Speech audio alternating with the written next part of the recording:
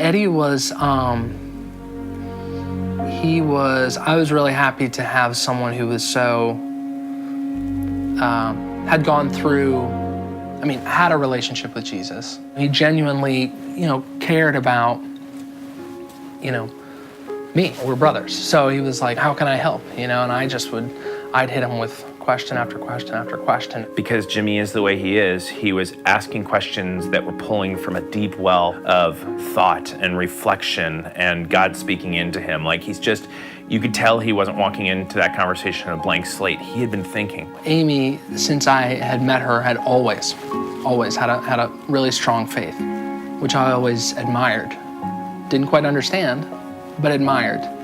And was envious of, not jealous, but just I wanted it to click for me. I really wanted it. There was a whole narrative happening that God was setting up that I knew nothing about. And I started to hear about what God had been doing in his life and really the ways that he had, I think, like all of us, had been pretty much revealed to himself in a way that was, I'm sure, painful, but also liberating. It was this very sudden moment where I realized I've been trying to run things. I've been trying to make sense of my life, and I've been trying to do what I thought was right. And I did a really, really bad job. I'm trying to live differently. What does it mean to do that? And I, Amy, I just feel terrible about how I've lived my life up until this moment. Amy's response was always, well, Jim, I forgive you. It was instant. It was amazing for me to see forgiveness lived out. That started the process. Over the span of a year, my relationship with Jesus, at least to me, was new, and it was completely formed by love and compassion. I think my favorite thing is I get to read through all the baptism registrations that come in. And so they'll just leave a stack of them on my desk. And I'm just reading through them. And all of a sudden it was just like, and I'm just like, wow, crying, And it was my brother. And I'm reading my brother's baptism registration. And I couldn't believe it. And I read through, he's such a great writer. And I read through this beautiful, eloquent, writing about the conversation he had with God and what it meant to be a Christ follower to him and why he was getting baptized. I want to completely expose everything and say, I love Jesus, let's do this. I wanted to put it out there. He died for me, and I'm going to do everything I can to live that out.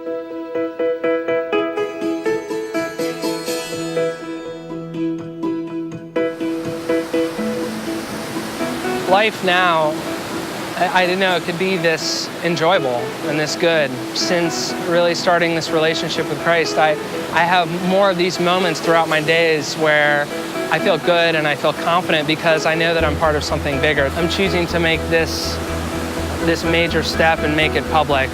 Such a special experience, especially to have Eddie be one of the ones to do the baptism was just like, everything was right about that day.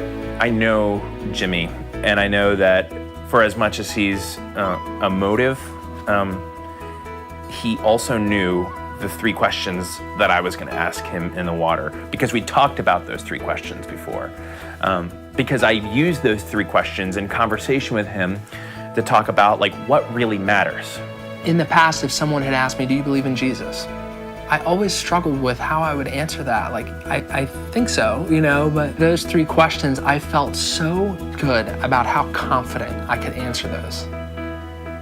It was without question. This wasn't like a moment I got to be in with Jimmy. This was Jimmy's minister asking him questions and Jimmy talking to God. How you doing? Good? You ready? Ready? Okay. Hold on our hands, get in the water there. What is your full name? James Joseph Goffels. And at this point, he's not talking to me. This is a prayer that he's saying in the water with his eyes open. He is talking to and answering to God. Do you believe that Jesus is the Son of God? Yes. the conviction with which he said yes over and over again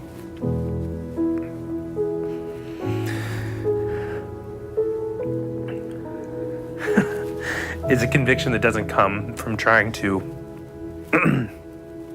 answer your brother's questions or be anybody that you're not.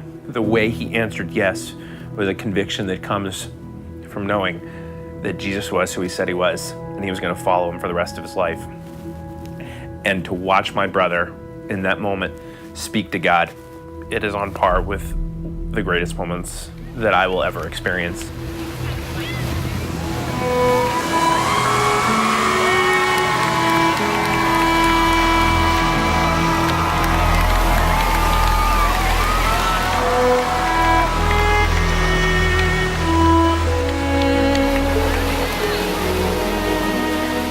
Going through the pain, being buried, was worth it. To be raised, to start new.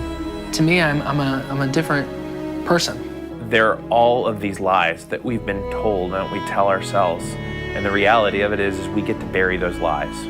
And we get to be raised up into a truth that is so much better than any truth we could have ever known.